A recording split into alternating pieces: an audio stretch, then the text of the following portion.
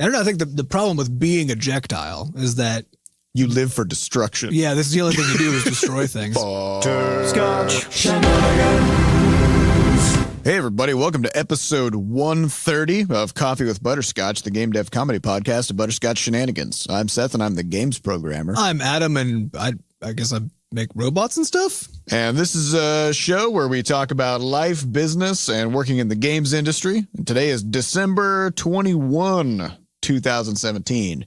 Before we get started, we have a warning. Anything could happen on this show. There's going to be profanity, so children should not be listening. Now, Sam is gone this week. Normally, we have a third human here. Yep. He has acquired something called the flu. Yep. Which apparently you are contagious for up to 7 days. Yeah, so he's not allowed in the office right now. Yeah, we just sort of banned him, sort of banished him into his own home. But we learned lots of stuff because we were like, how contagious is this? So we did some pretty contagious. Googling. Yeah, apparently when you have the flu, you're just sort of constantly blasting a fine mist of disease around yourself in like a 6-foot sphere. Yeah. And then everything that touches your disease ball is now infectious for 48 hours. And then everybody becomes a disease ball. Yeah. So if you imagine everybody kind of walking around in sort of like a hamster ball of disease, that's kind of what the flu is like. So that's happening. Get your flu shots and hope for the best. Apparently it wasn't super effective this year. Sort of like a Pokemon problem, you know?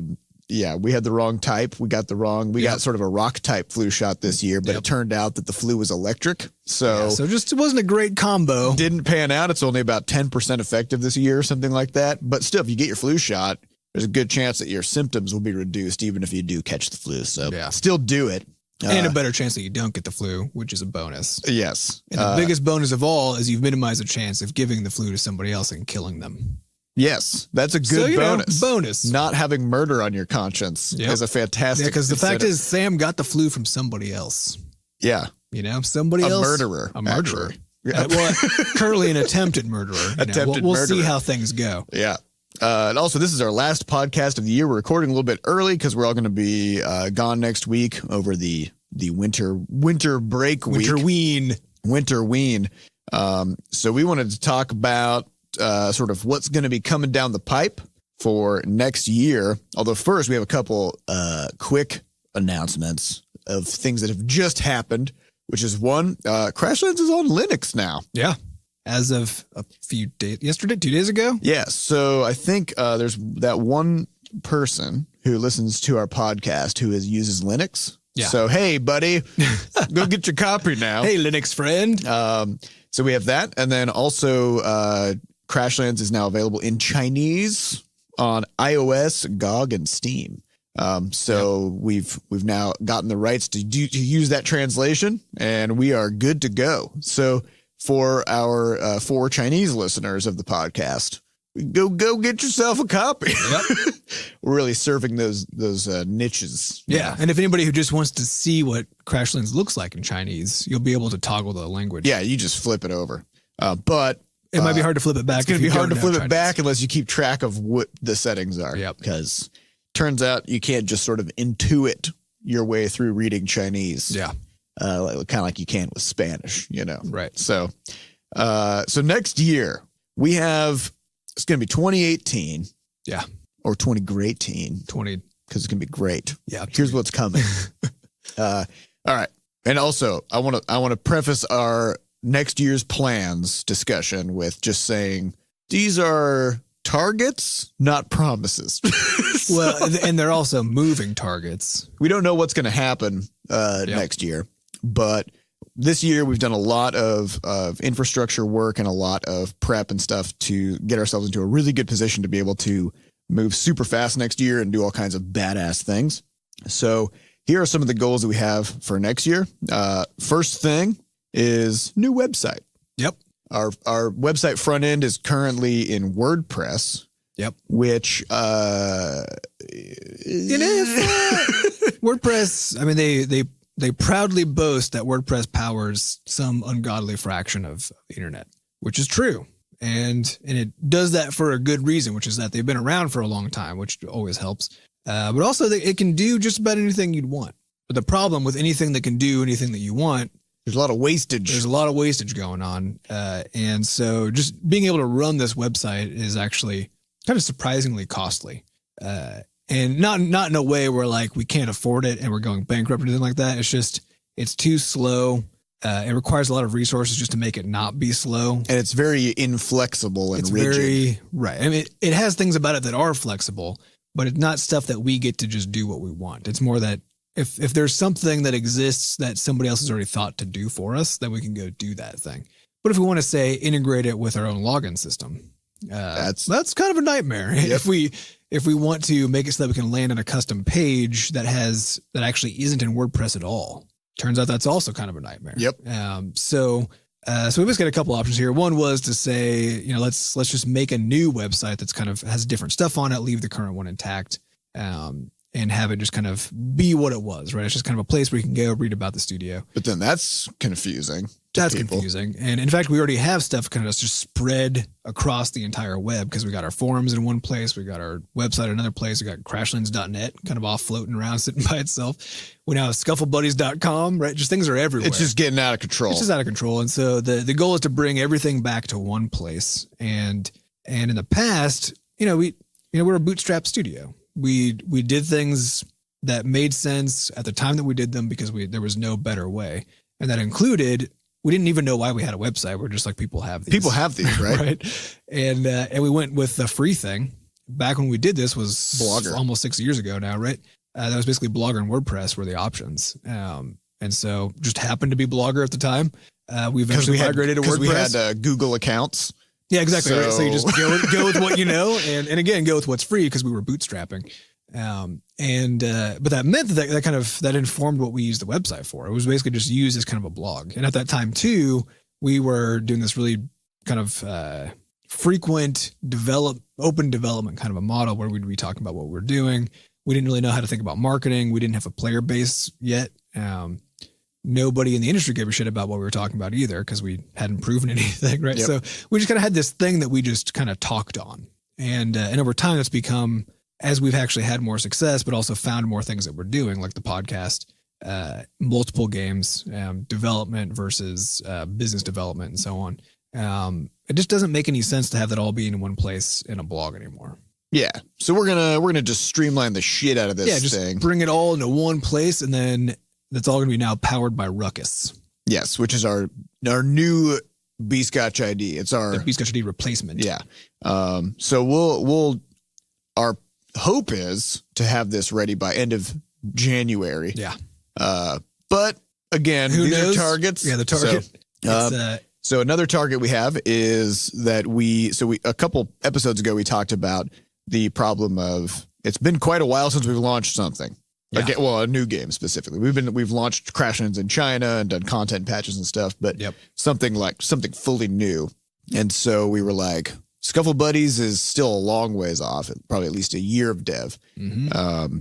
And we don't want it to be the case that by the time Scuffle Buddies launches, that it'll be 3.5 years since Crashlands launched, and nothing in between. So we're going to be wrapping up Scuffle Buddies to get into a good point where we can kind of pause it. Yeah, not wrapping up to finish it, but right. We're going to be sort of tying up loose ends, so that we can easily pick it up again. And we're going to sort of cauterizing. Yeah, wounds. Cauterize its bleeding, and then we're going to develop a much smaller game in terms of how much dev time it takes, not necessarily in terms of how much you can play it. Yeah.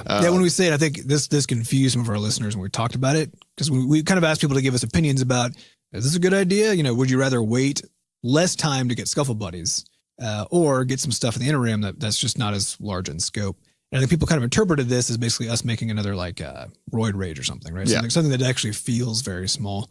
But it's actually not what we mean. Yeah, because Roid Rage Roid Rage was a 26-hour project. Right? Yeah. So we're not talking about that small. And that wouldn't really delay anything in any important way, right? Yeah. We're talking more along the lines of, so Quadrupus and Talophyte were both 3-month projects. Yeah. And that was back, before we had any systems to do things quickly. So we're talking definitely larger than Roid Rage, Yes. And probably smaller than Quadrupus or Talfight in terms of dev time.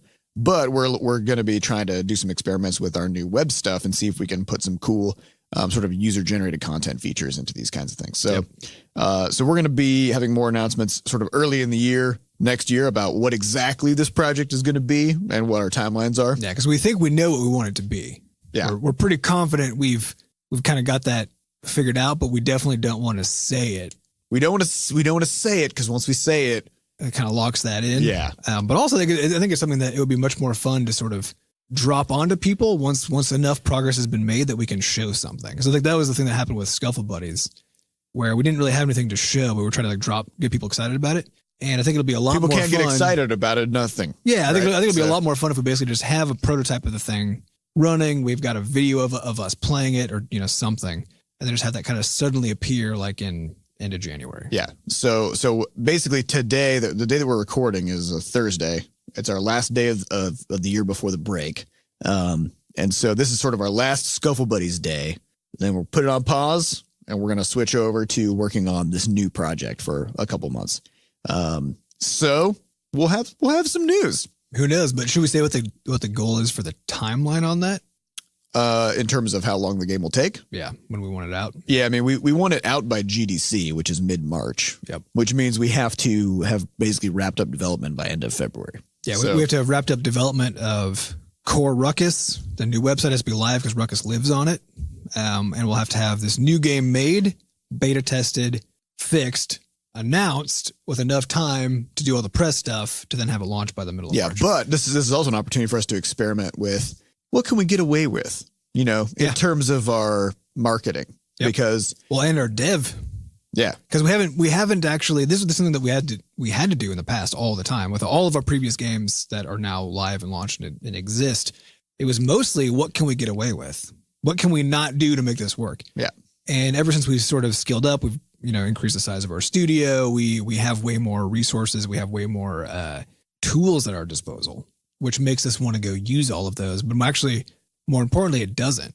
What it actually does is makes us want to make more of those and use those instead. And we were joking about this because this new game we're talking about making at the beginning of the year, every time we talk about it and talk about the web features we want, there's new web features that we want, right? Right. And I've already built some core features that would let us do basically any of the kinds of things that we really need to do.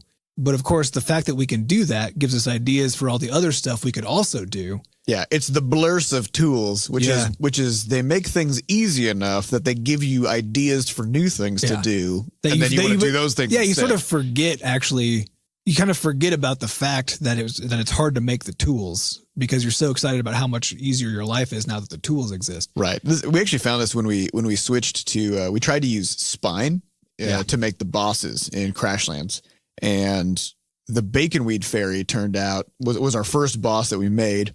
Oh, I forgot about that. We started using Spine, and then the Baconweed Fairy, the Spine version of it, got broken up into like 18 different body parts. Yep.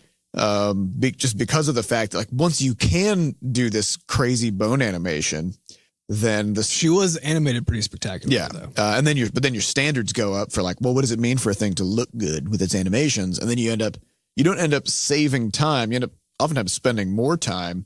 And you're gonna come out with an end result that's gonna be sort of marginally improved over what you had, but it's gonna take way longer and a lot more effort. So and also consume way more computer resources. Yeah. So you got to be aware of the blurs of tools. Yeah. So that's something we'll have to watch out for. Another thing next year that we want to do is we've sort of we've dipped our toe into the idea over the past year of something called the Butterscotch Arcade, and this is basically us looking at all of our old games and saying, okay, by the end of next year, it will have been 5 years since Talfight and Quadrupus came out. And 4 years. Time. Yeah, and about 4 years since Flop Rocket and Roid Rage, which means, especially in sort of modern technological pace of smartphone improvements and stuff. Yeah. Like these games are showing their age. And even Crashlands is showing its age, and it's only a couple years old. Yeah. Crashlands was built at like a 540p resolution, which was actually just what phones were around the time we started developing Crashlands. By the time we finished it, it was already like, okay, this is getting a little bit pixelated. Yeah. a few years later, it's going to be even worse, right? Well, and actually, we've been talking about this too, because we're which might be in the news somewhere, but we're working on a content patch for Crashlands. Yes. And one of the things that has been a repeated complaint is how slow Flux feels as a character in the game. And actually, which honestly bugged me the whole time I was playing it too. Like, she just feels really slow. Yeah. But that's because of this problem. It's this legacy problem, right? Which is the game was made to exist on smaller screens. So when we blow this viewport up. Yeah, because we want to have it still look good, which means basically just let you see more of the game, not up-res all the things that are in it. So everything is still the same size as it was. Yeah. We just show you more stuff. It's kind of the effect where when you're in an airplane and you're seeing a lot of the world at a time, and yeah, you're moving 500 miles an hour, but if you look down, it doesn't feel like you're moving that fast. Yeah. So that's kind of it's the airplane problem. Because when we up-res Crashlands, it's almost like we just took your airplane that you're looking at Flux with, and we just moved it up higher, right?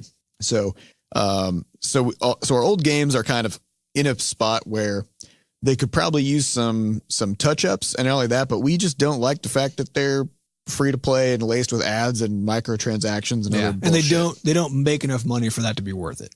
Yeah, for anybody. For anybody. And then also we have to maintain all those games separately. So if there's like an iOS update or an Android update that we have to patch, then we have to do 8 updates, right? Because we have 4 games out, and each game is on 2 platforms. And I'm pretty sure it's a net loss because they're all, actually not all, Quadrupus is still bringing in a very small amount of money every month. The rest are bringing in literally nothing, and like maybe a sandwich, a sandwich. And so by the time Shure has to spend, a day every like 3 months or whatever, we're just losing. We've just lost all the money we made off of it. So we were looking at all these problems, and we're thinking, okay, what can we do we want to do right by these games, right? We don't want to abandon them. And we don't want to just like pull them off the store and be like, well, they're done now. And so we are considering the idea of creating a thing called the Butterscotch Arcade, which is going to be a single premium app that will be, we don't know price wise, but it'll be, comparatively cheap, right? Yep. It'll be on mobile, and it'll be all of the games rolled together into a single app. And I also want it to be on Steam, but I'm still fighting that. Yeah. We're still making that argument internally. So we'll see what happens. We'll see. So, and then we'll remove all the microtransactions and rebalance the games so that they aren't dependent on that. We will remove all the ads, of course, and they'll be integrated with Ruckus as opposed to old Butterscotch ID, which means they'll actually have kind of their own new set of achievements and stuff like that. Yep.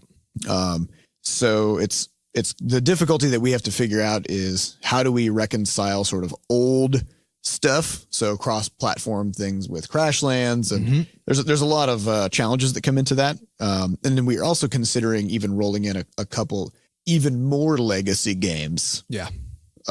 Specifically, we're considering getting Gerblins into there. Yeah, Gerblins is still super, and I don't even know how many of our listeners actually are aware that this game exists or have ever even seen it, because you can't get it anymore. It was the first game that we launched. Yeah. It wasn't the first pre-Butterscotch, wasn't it? Before we even existed as a company? We did exist. We did exist? Okay. Yeah. The first game that Butterscotch ever released was Chauncey the Rabbit. But was this after Chauncey? This was after Chauncey. Okay. Right. Gerblins we launched in, I believe, like September or something of 2012. Yeah, I was in the middle of grad school at the time. Yeah, Adam programmed it actually with me sort of pair programming over his shoulder, and then I did the art and Sam did the voices. Yeah, it was a very weird. It was a very different combo than usual. Yeah, and this is the thing too, because I remember at that time in my programming, because we're all self-taught in our various disciplines, right? Right now, I would actually consider myself a pretty good programmer and a pretty good web programmer specifically, but at that time, which was 5 or 6 years ago. All of my programming was basically coming from doing analysis, like statistical analysis or some sort of data-driven stuff. Yeah. Very, very different kind of thing than either game programming or web programming, and I was quite medium at it. So it's a very different world, right? So I programmed that game, and I remember it being very difficult to build the thing, even though it's a very, very, very simple game, and it's funny thinking back on that now, because if we were to sit down and redo Gerblins, because the source code doesn't exist anymore. This was also before we were using source control. Yeah. I mean, yeah, if we put Gerblins into the Butterscotch arcade, we would have to just, it would just be remade, right? Yeah. And so, but so we remake it with Butterscotch standards. Yeah. So now it'd be with Sam's art, it would be with Seth's programming, and it would be with interesting web features that I then put in, and with sound support by Fat Bard, right? Right. so the difference, I think it's basically going to be Gerblins. Yeah, too. we should do it because I think it would take us a weekend to make it. Yeah. It would be Gerblins too. And I think that it would be fun for those few people who have access to the original Gerblins, because if you did get it forever ago, you can still get it through Google Play. I don't even know if it works anymore. I doubt it does. It probably doesn't even work on modern It was phones. built for Android 4 or Android Before 3. that even. I think 3, yeah. Yeah. But I think it'd be really fun just to look at the difference between those two. Yeah. And we do actually have a YouTube video that shows Gerblins. Yeah. That's and true. also it shows us sort of as babies. As babies, you know, five years ago. That was back when both of us had hair. Yeah. I mean, not a lot of it necessarily, or nothing spectacular, but there was hair. It existed. So that's something that we are going to be rolling around. And just as an experiment, I have managed to already get Flop Rocket and Roid Rage merged together into one project.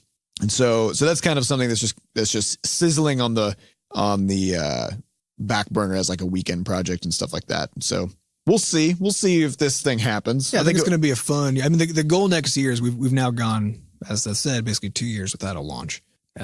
Next year we want to get out some more. We just need some more games out there that exist, even if it is basically dramatically improving and kind of repackaging our arcade as a subset of that, just so that things are now touched up and they feel modern, and we can give people something while we continue the slower development course on this much more systems heavy big project of Scuffle Buddies. And then otherwise, so that's kind of what will be happening with the older games. We'll have some new smaller game coming out. And the next question is Crashlands. What's going to happen to Crashlands? So Shure and Sam are deep in the weeds of jamming on a Crashlands content patch right now. And actually, I want to put this in context too of what we've been talking about for the last couple episodes, which has been all about the fact that we haven't made a new thing, but also the fact that we haven't put out any new content for Crashlands. So Crashlands has basically been unchanged for a year, and so we've been giving absolutely nothing to our players, right? Yeah, and it feels bad. And it feels bad. And there are things that we know are common complaints with Crashlands that we want to address. In particular, there's a sense of grindiness, which we've been trying to understand and identify. And so that's kind of what this next patch is all about. And interestingly, so people will often say like, oh, the game feels too grindy.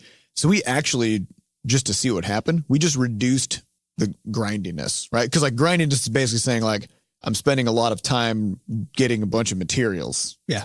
Right? Doing things that feel like a chore. So we cut down the time a little bit. A lot by the end of the game. Yep. And nothing changed in terms of what people were talking about. Mm-hmm. So we realized actually that sort of feeling that players have is stemming not from the fact that they have to spend a lot of time getting materials, but that's the only thing they're doing. Yeah. Because players will spend dozens of hours fishing in fishing holes to get the mega gong, and they don't complain about the grind of getting the mega gong. They do complain about having not gotten it yet. Right. Yeah. But the reason is that it's a surprise, right? So like, you just keep fishing, then suddenly one time you'll just have it, right? Yep.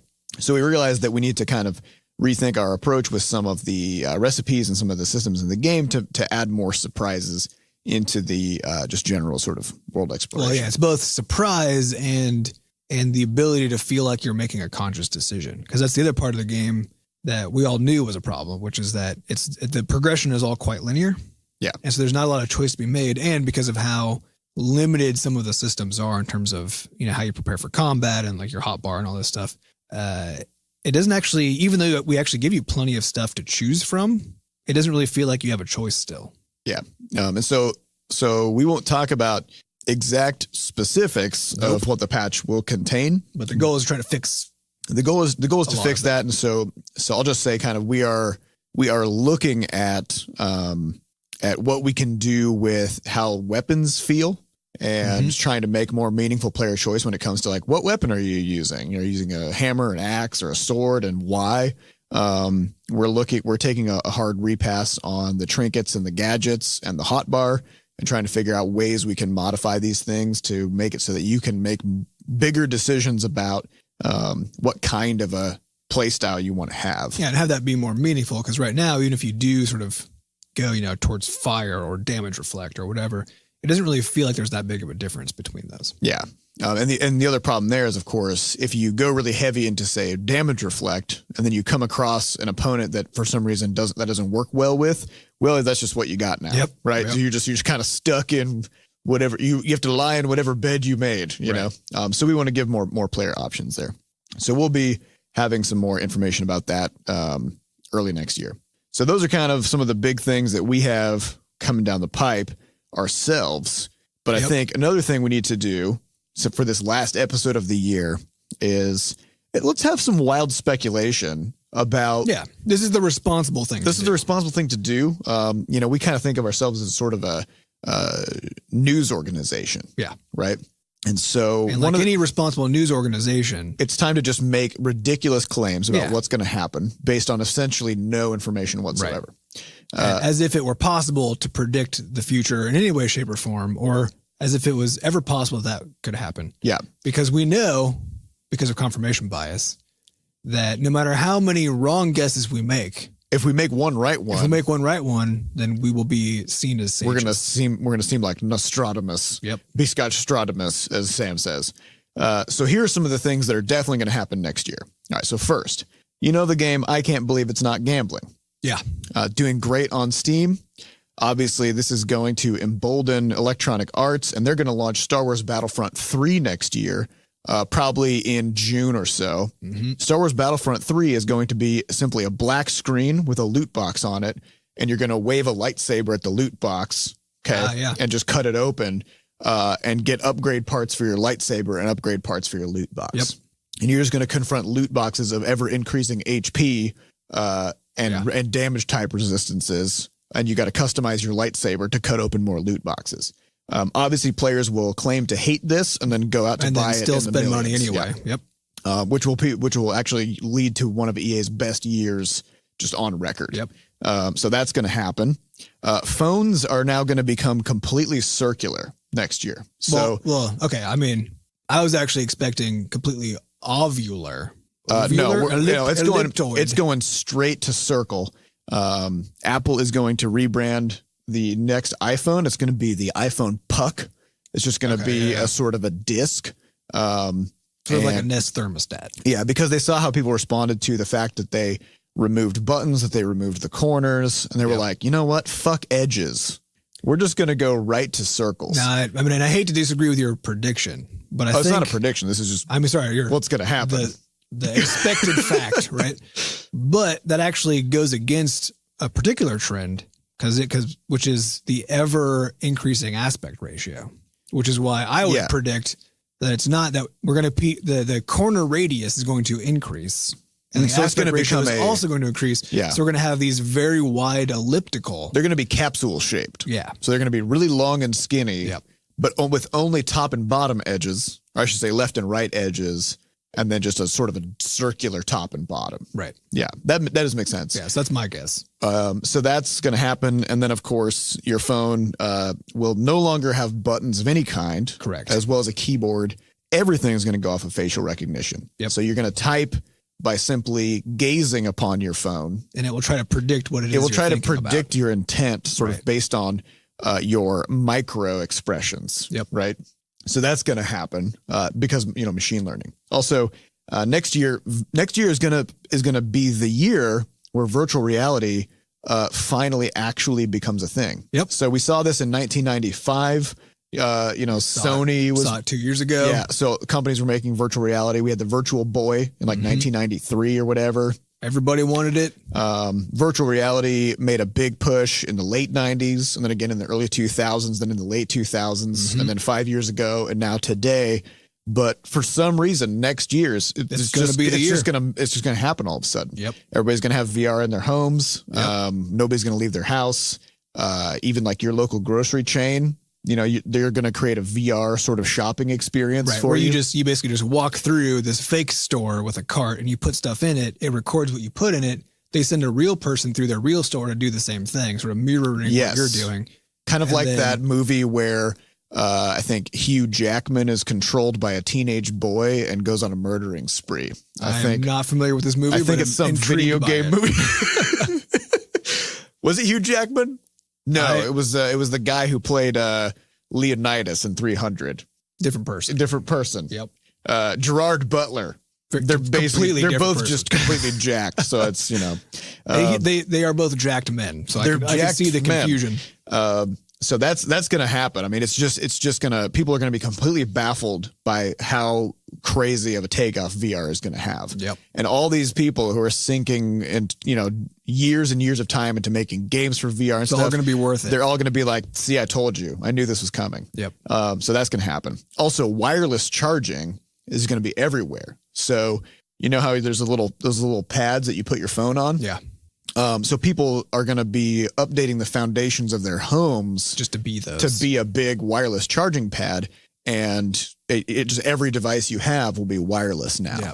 And this is going to have the added benefit of now humans no longer have to sleep because you are also charging from the pad. Yep. So that's going to be really nice. I think also paired along with that is another convenient breakthrough, which is that batteries are also going to finally be good. Yeah. Because they're just always being charged is the thing. Yep. So actually, it's really good. The batteries are going to be taken out because you're always in the presence of a charger. So you don't even need a battery in the first place. The unfortunate downside of this is, of course, once people leave their homes, they're no longer on a pad. And so the solution that most cities are going to have is they're going to create giant charging pads that are going to hover in the sky, kind of like an Independence Day, that just kind of float above the city and beam power down. Exactly like an Independence Day. Yeah. And of course, there might be some building explosions. Yeah. But as long as our devices stay charged, who gives a shit? Yep. And of course, on top of those pads is going to be Tesla solar panels. Right. So we're going to have that. Also next year, augmented reality. It's also going to be a big thing. Yep. Reality is going to become so augmented that actually it will cease to be real and it will only be virtual. Yeah. Which is actually that's going to be sort of the thing that pushes virtual reality into the next step. It's just that reality will cease to exist. Right. So that's going to be cool. AAA studios are going to have some big announcements next year because they're going to be hitting because of just sort of the general progression of GPUs powered by or by cryptocurrencies. Right. We're going to have such ridiculous quantum leaps in simulated dog fur, human sweating. Yep. We're going to be able to render this stuff. It's just going to be unbelievable. So you're going to be playing Battlefront 3, and as you're swinging your lightsaber around, you'll be able to see the hairs on your character's arm just rustling in the breeze. It's going to be so everything realistic. Yep. You won't even. So that's going to happen. Blockchain. Yeah, blockchain is going to be everywhere. Blockchain is going to take over the world. Yep. Every company that is currently starting to use it is going to be wildly successful. Yes. Just like with the internet in the 90s. So that's going to happen. And we're also going to have, of course, a new wave of blockchain-based video games that use blockchain technology to power their web infrastructure, causing those companies to collapse. Yep. So that's going to be fun. And then the last thing that's going to happen is Bennett Foddy's game Getting Over It, where you climb a mountain with a hammer, is going to inspire a new wave of mobile clones. And that's going to come in January and February, where over 1,000 clones of that game will be flooding Google Play and the App Store. Now, I'm a little bit confused, though, because I feel like we were poking a little bit of fun about what was going to happen, but that's exactly what is definitely going to happen. Well, I mean, some of these things are going to happen. Some may happen in 2019, but either way. And then otherwise, we have a winter break coming. So now we're back to real news. So we have a winter break coming. A winter sabbatical coming. Which only means, as far as our players go, the only thing they have to worry about is, what about the merch store? True. It's going to be open. You can still buy shit, but we're not going to ship anything until we get back. So that shouldn't stop you, though. Yeah, you should actually probably buy even more stuff this time around with all that Christmas money or whatever kind of money you got lying around. Milk money. Winter bonus money. Any kind of money. Any kind of money. All right, so that's all the news we have for this week. Actually, there will be another thing that happens, though, which is that things will be on sale all over the place when it comes to games.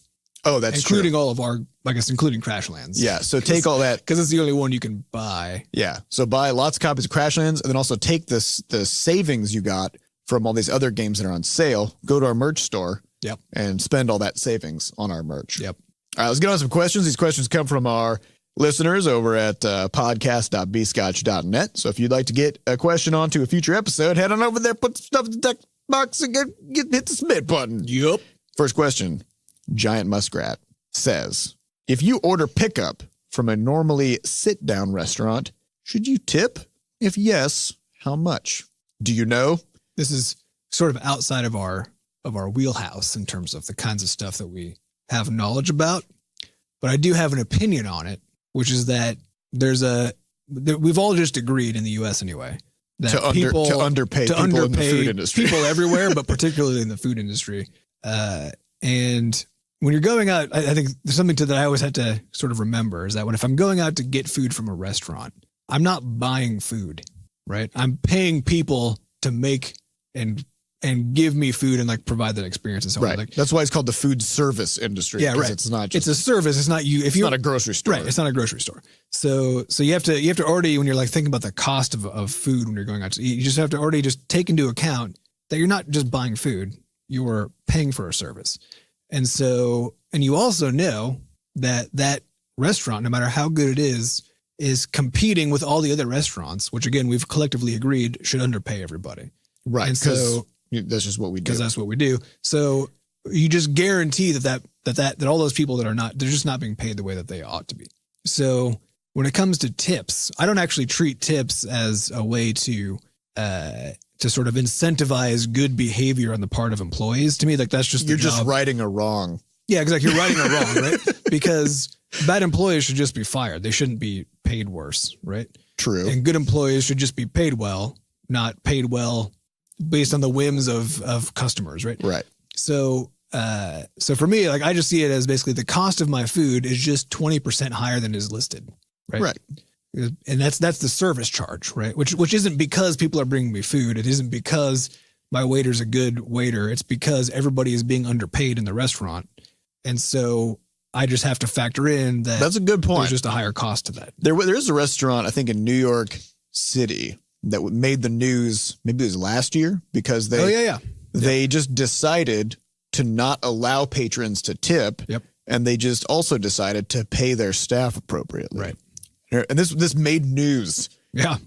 Because people were alarmed. And they also had to teach their patrons, hey, don't tip. It's fine. Yeah. Our people are actually paid well and they're doing okay. And of course, apparently the tipping system makes it so that wait staff and cooks and everything, and chefs, they have to fight to get the best nights of the week. Yeah. And there's a lot of kind of resentment about who works when and whether people are working on slow nights or busy nights. Because if your income varies widely day by day, then you kind of have this unpredictable turbulence going on, right? Yep. So by evening it out and just paying people the same and just being like, yep, this is when you work, this is, whatever. People are just happier. Yeah. They don't have to stress so much. Turns out. And then, of course, their service improves because they aren't as stressed all the fucking time. And customers don't get to be right even when they're wrong, which to me is always a win. Right. If customers being a dick, you can just be like, leave. Yeah. The end. You don't need that tip money. Nope. So the question, Giant Muskrat says, should you tip? So I think yes. Yeah. Yes, you should. I literally, unless you go to that one restaurant where they don't do tips. Right. Unless you go to that one. I just always put on 20%, no matter what's happening. No matter what. That seems fair. Yeah. Even if I have an asshole, or, an unobservant wait staff, because again, like who the fuck am I to be like, I'm going to punish your livelihood because you were kind of slow to bring me this food. Right.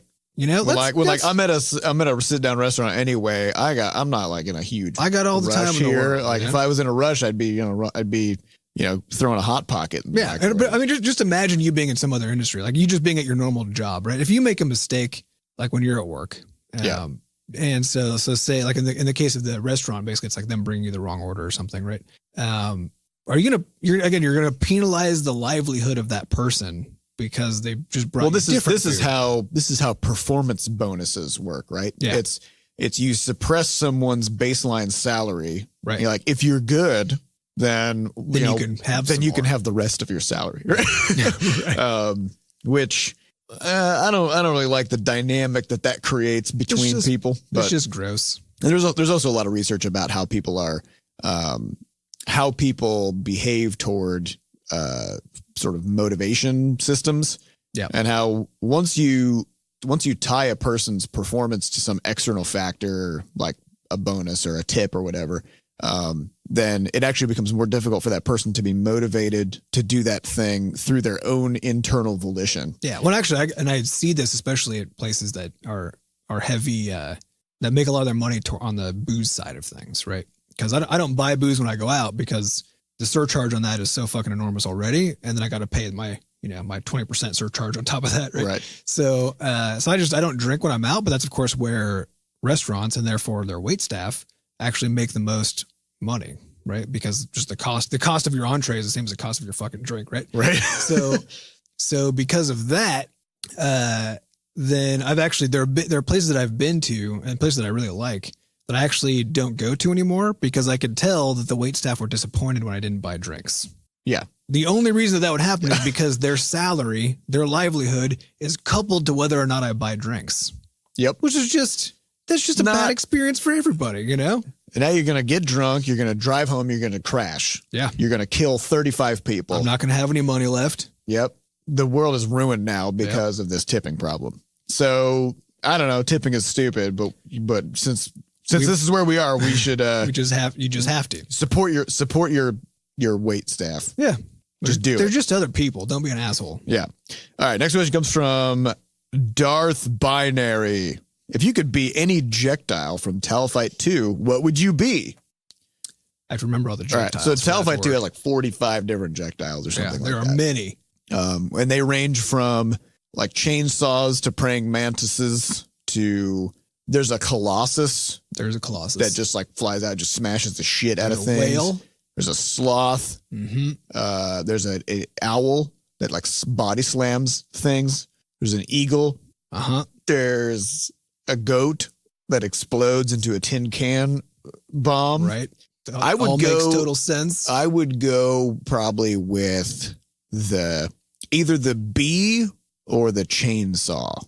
Yeah. My reason being just out of pure utility, right? So the bee in Talfight shoots laser beams out of its stinger. And I feel like having the ability to summon a sort of laser that can cut through things just at any moment. Pretty useful. It means you don't need to carry a pocket knife around anymore. Yep. So that's pretty nice. And of course, the same thing applies to the chainsaw. Chainsaws are a bit messier. It's a little bit less precise, but it gets the job done. Also, I think you're 3 chainsaws. Yes. Not just a chainsaw. Yeah. And of course, so you have to be 3 chainsaws and then you're cutting things. And it can be kind of messy. And they are flying chainsaws with eyes that whip around rapidly and orbit around some central point. It's very intimidating. It's pretty intimidating. Yeah, nobody would mess with you. No, if you were flying. If you chainsaws. were 3 flying chainsaws, yeah, but I guess also if you were a giant bee that shot lasers, probably also people wouldn't fuck around with that either. Yeah, or even if you were a giant bee that didn't shoot lasers, I think people would probably go the other direction. Yeah, or if you're just a giant laser, or a giant laser, any subset of that combo. I don't know. I think the problem with being a Jectile is that you live for destruction. Yeah, this is the only thing you do is destroy things. And so there's none. So the turtle shell protects you. That's true. That's just but then you're just an inanimate object. Yeah. That just stuff runs into, which is. So you have to decide, am I going to destroy or am I going to be nothing? Right. So I guess destroy then is really. Just destroy things. Yeah. All right. That sounds good. Next question comes from Rampandapus. What do you think about adding nested loot crates to Scuffle Buddies? You could have loot crates inside loot crates inside loot crates. What about recursively nested loot crates? Or it could be loot crates all the way down. Is this monetization genius? I would say yes. Yeah. It probably is. Because I think, as we've seen with I Can't Believe It's Not Gambling, turns out this is a completely viable strategy for a game. So thanks for the tip. I think we're just going to go ahead and do that. All right, next question comes from Potty Gamer. Disgusting. P-O-T-T? Yes. Okay. Disgusting. Gross. How long did it take to decide the quantity of each crafting ingredient for the items in Crashlands? Were there ever any recipes changed for balance reasons after release? It took 0-ish. Yeah, so we actually have a talk or a sort of a micro talk on our YouTube channel about this exact thing. which is the quantities of the crafting ingredients are automated, which is awesome because basically we procedurally generate the world. So we tweak numbers to determine how common things are out in the environment. It's a little bit more complicated than that because the environment changes as you go out. Right. But we kind of decided what we wanted the environment to look like. Yeah. So that was where we decided like where we wanted the tiles to be distributed. And then different kinds of things grow on different tiles because it felt good for it to do that. Yep. Right. At different rates. And as you move out from the center, that can change a bit. And so we just made it look the way we wanted to. So that it would feel good to be out exploring the world. Yeah. So what happens then when you're booting up the game and you're looking at that little loading screen, a lot of what it's doing there is it's basically simulating the world in terms of how common items are. Mm-hmm. And every resource in the world gets assigned something that's called a frequency index, which is just how frequently does this thing occur? And then that gets extrapolated. It's like all relative to sawgrass or something, right? It's just an arbitrary number, basically. But what it basically comes down to is every component in the game gets assigned what we called an effort index, which is how much effort does it take to get this? Or another way to think about which is actually just 1 over the frequency of it. Yeah. Because the more common it is, the less effort it takes to get it, right? And so we just kind of generate an effort index for every single thing. And then we say like, okay, a helm, it's like a tier 1 helm from the sawmill takes 1 effort. What is 1 effort? Doesn't really matter. Yep. It's just an arbitrary number. And it only matters in context to everything else, right? So we say it takes 1 effort and it uses like 2 different components. So we split the effort between the 2. So we say half the effort goes to logs and half the effort goes to sticks or something. And then we just keep filling up the logs and the sticks until the effort for the helm adds up. Yep. So this is all automated, and this is how we were able to get 500 whatever recipes in there. And it also makes it so that when we make balance changes to the world, if we go, there's just too many log trees.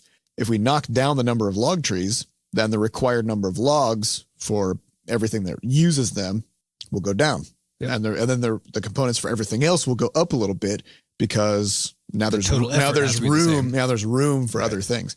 So it's actually an auto balancing system that we don't have to make decisions about whatsoever. Yeah, the only decision we make is just how hard should it be to craft a certain thing just in the general sense. And so we choose the effort. Yeah. But the effort just like 1 just means like we decide what that means, right? We just say 1 is kind of like average effort. And we can just say, 1 effort is like, it's like 2 minutes of like gathering resources or something like that. So yeah. And we just set effort by type. So pants take a certain amount of effort, weapons take a certain amount. Legendaries blah, blah, blah. Take more. Yep. Pretty simple. Yeah. All right. Next question comes from Crashy. Hey, peeps of Butterscotch shenanigans. I would like to know how you handle your armor and inventory. Thanks for reading. Handle in what way? So we get this kind of question a lot, and there's a big secret when it comes to inventory. Are you ready for this shit? I'm ready. Are you ready? It's just a list. Yep. It's just a list of things that you have. That's it. So with our infinite inventory technology for Crashlands, it's just a list. It's just a list. Yep. That's the whole thing. And what makes it infinite is that instead of showing you the whole inventory all at once, which would be overwhelming if you had, say, 5,000 things in there, we just don't do that. We just have filters. We have filters. So if you want to see like what pants do I have, then when you go into your equipment screen and you click on the pants button, you just do a loop across the inventory, find everything that's pants. Yep. We just find everything that's pants, show you, and we make a little sub list. Be like, here's the pants that you have, and that's it. Yep. So there's nothing particularly complicated about it. Just the hard part is developing a good user experience for interacting with this giant ass list of things. Yep.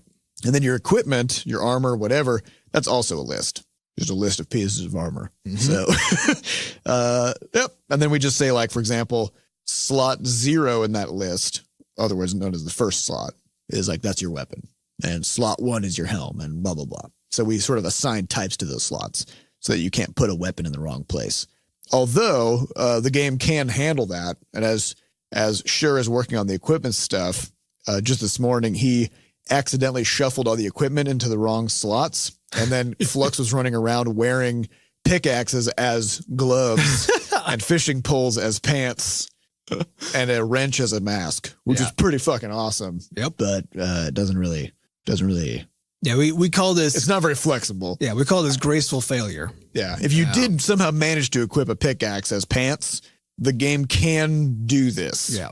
It doesn't look great. Nope. but it doesn't. And actually, that's been our strategy for. That's on the web programming side as well as the game programming side. Is a lot of programming involves a lot of error catching and like handling exceptions. Exceptions just basically being anything that wasn't supposed to happen that happened. What we try to do instead as our dominant strategy is to make it so that if something goes wrong, somehow that's still okay. And so that might mean that you're not seeing the thing you're supposed to be seeing, right? Yep. Or that you did something that's outside of what is technically allowed. But if the game doesn't crash as a consequence, and then, if your save data doesn't get corrupted as a consequence, if instead just like things are wacky, that's probably okay. That's probably fine. Yeah. We can find a way to resolve that. Yeah. As long as it's not corrupted and destroyed. Right. Which also has happened. It also has happened, but less frequently. We also have a phase in the save loading called the Bork fixing phase. Yep. Where we know that there are some bugs that occur that we can't figure out why. So we just look for them. So we just look for those. That's not when things are broken, because that means it doesn't work. Yeah. Sometimes things get borked, which is, it's not ideal. Yeah. Something's wrong with it, but it's not technically broken. What are the things the Bork fixer fixes? I can't even remember. The Bork fixer fixes things like sometimes people's pets disappear. Oh, yeah. There's that. Yep. There's no explanation why this happens. We've never been able to find out why. Nobody's been able to replicate it. But just all of a sudden, somebody will be like, hey, where's my pet? Yep. And it's just gone. It's just gone now. But the data for that pet still lives. Mm-hmm.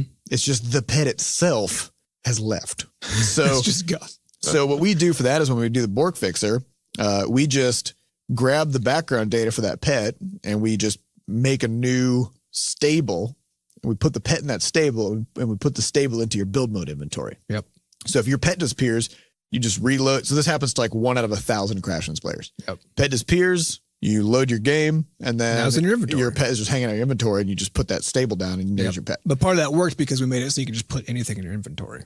Yes. So that way the inventories are like the default Bork fixer, because we're just like, you're supposed to have this weapon, but for some reason you don't. Just now you do. Which is actually a fun thing that we're doing with Scuffle Buddies as well, without doing any spoilers. But the inventory system is so flexible that anything that you come across in the world, we could just put into your inventory. Yeah. So it could just be in there. Yeah. So you come across a tree and you're like, fuck, this tree's in my way. We could technically give you a mechanism to just take it. Yep. To just have it, put it in your inventory. Right. We may not actually do it. We probably won't do that. But the game is capable of it. The game's capable of it, which is hilarious. All right. Next question comes from Cade. I am Cade. What games are you guys currently playing? Is there any way that we, as a community, can game with you? We actually played games with people a while ago. I don't remember which games or when, but I know that we had don't remember done this. either of those as well. I think we played. That was back when our community was small enough, because there were only maybe like a dozen people who gave a shit. That we could just be like, so you guys want to play a game? Yeah. So I have at times daydreamed about the prospect of, for example, like having a Butterscotch community WoW guild. Yeah. Or something like that. Cause like our community's fucking awesome. Like they're just super pumped all the time. They're very friendly people, and that's something that we enforce as well. So if somebody comes in who isn't like that, then either us or our moderators will, of course, crush them into a fine mist. Yep.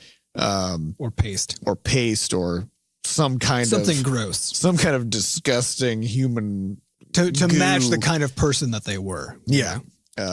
It's sort of realigning the universe. Right. So I've thought about doing that kind of stuff, but the difficulty is, our players are all over the place. Uh-huh. So if you're 12 time zones away from somebody, it gets pretty hard to coordinate gaming. Anything. Yeah.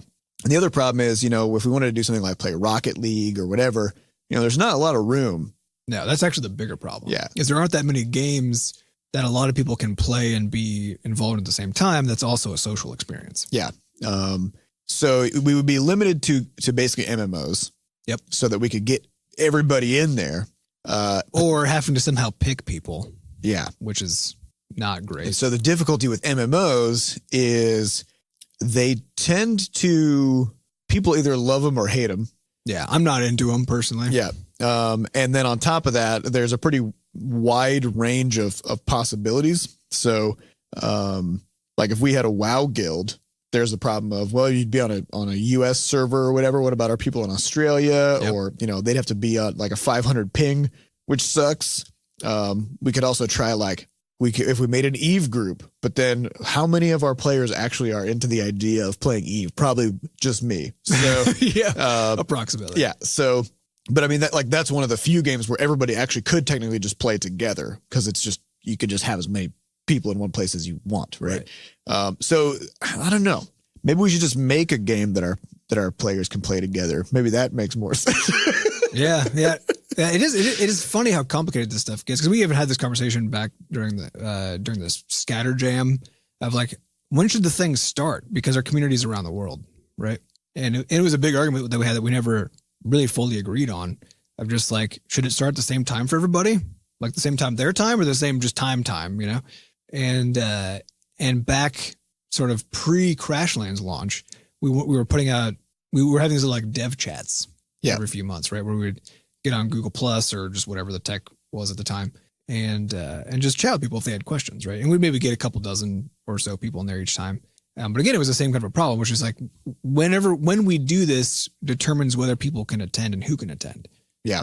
So a lot of people just had to miss it. So a lot of people just have to miss it because they're somewhere else. And especially for us, because our community is actually pretty, especially our engaged community is not predominantly in the US. Yes. They're actually quite scattered. Which isn't true of our sort of general player base. It is still the case that most of them are in the U.S. But for our fans who are around and talk to us, for whatever reason, they're scattered everywhere. So now if we want to engage with them, all of a sudden we just split them up, which sucks. Yep. Yeah. So I think the only solution there would be to actually have a persistent community like in an MMO. Yep. Where our players in the community can just play with each other as well. And you don't have to coordinate matches. Right. We had to be some sort of like a town centered thing, so that everybody kind of like has a house they live in or something. Right. With like a meeting place in the middle, so that whoever's around can just go meet and then they can go do something. Yeah. Just whoever's there. Yeah. There's probably a game like that, but is it a good one? I mean, the only games I can think of that this would work with would be something like WoW or Eve, but nobody would play Eve. So yeah, Eve maybe, but no, I think WoW actually that's not true, because and one of the main reasons I never got into WoW and games like it is because it's a treadmill, and depending on when you enter, you're just actually not even depending on if you enter, you're just in a different place than other people, and you have different skills available to you. You've got different knowledge level of the game. You actually just can't really participate in the same content the same way unless someone's like dragging you through to level up really fast, or you're dragging somebody else to level up really fast. It doesn't make it easy for people to play together unless they're always playing together. Well, that's why what you would do is you would announce some kind of a start date, right? And you'd say, we're all making new characters on this one place at the same time. And then whoever is free that time can participate. Well, no, because it's an ongoing thing now, right? So everybody will make their characters like starting after a certain point. So instead of somebody with like their 12-year-old character that they've been playing since, whatever, everybody's starting in the same place. And then but again, that's assuming that everyone is synchronized and starts at the same time. Because that's the problem here is that, well, it's going to be, everything has to be synchronous. It's going to vary by play time, by how much people can play, by when they can play, you know. And I think to me, that's the bigger thing is that a kind of having a community who can all kind of play a game together means that either they all have to have the same commitment, or level of skill or whatever, so that actually works, or the game has to be designed such that doesn't matter as much. Maybe we just have to accept that we're all just playing the game of life together. Yeah. It's the ultimate MMO. It is experience. Maybe that's what's happening. It's very beautiful. Yeah. All right. So we got one final question for the year. For the whole dang year. This question comes from Ryan7773, who says, how does one get the coffee achievement? Like this. Like this, yeah. Yeah, nice work. Once you get a question answered on the podcast, then you get that achievement. Congratulations. So you did it. At least for now. Who knows when Ruckus hits? Yeah. All bets are off. Yep. Just Anybody who's super pumped about the perks they have right now, just know. Don't get too attached. Don't get too attached. We're gonna keep to something like the perk system because we love the cross game unlock and we really like that as a system. So we're definitely not doing away with it. But I don't know what it's gonna look like. Yeah, we want to try to find a way to preserve what people have in some capacity. But we don't know. But we have to do it in a way that doesn't then just get weird because now there's a bunch of like legacy stuff that nobody wants. Like take all the butter up a friend perks. And there are that many. Almost nobody's even gotten them. Yeah, right? but you can't get them now. But you can't even get them now if you're on iOS. Yeah. Did we leave that on Google I think Play? it's still on Google Play. Okay. Although I'm actually not even sure. I don't ever look at. I think we might have turned them off. Again, all this shit, we got to rip it out. We got to start fresh. Legacy. Butterscotch Arcade. Next year, it's all about starting fresh. Yeah, sort of. Actually, no, it's really not about that at all. Really, next year is all about standing on our own shoulders. 2018 is about simplifying. Yeah. It's about getting back to our roots. Yep. You know, we're going to do it. All right. That's all the time we have for this year. So yeah, the whole year. So be sure to tune in next year and we'll talk. Well, hopefully next year when we come back, we'll talk more about sort of what our plans are with the Crashlands patch and then what our plans are with the new game as well. Yeah. So tune in for that. We'd like to thank our studio wrangler, Monique, and our producer, Fat Bard, for putting this episode together, and the Butterscotch dev team for having our backs while we record this podcast. Special thanks to our community moderators who keep our Discord and forums running and who, of course, crush all dissent. If you would like to get more involved in the Butterscotch community, you can hop into our Discord server, which is over at discord.gg/bscotch. Just don't do anything that would cause yourself to be ground into a fine paste. Yeah. Just be a good human. And if you're not sure what that means, just use social cues and stuff like that. Yep. You know? Yeah. All right. And also, if you'd like to adorn your body with Butterscotch merch, check out our shop, which is over at shop.bscotch.net. And again, we are still taking orders over the holidays, but we will not be filling those orders until we get back after the new year. So just keep that in mind. Also, if you'd like to adorn us with your merch, we have a mailbox. So if you'd like to send us something, head on over to mailbox.bscotch.net to get the address. Thank you all for listening, and we'll see you next year. Goodbye. Bye.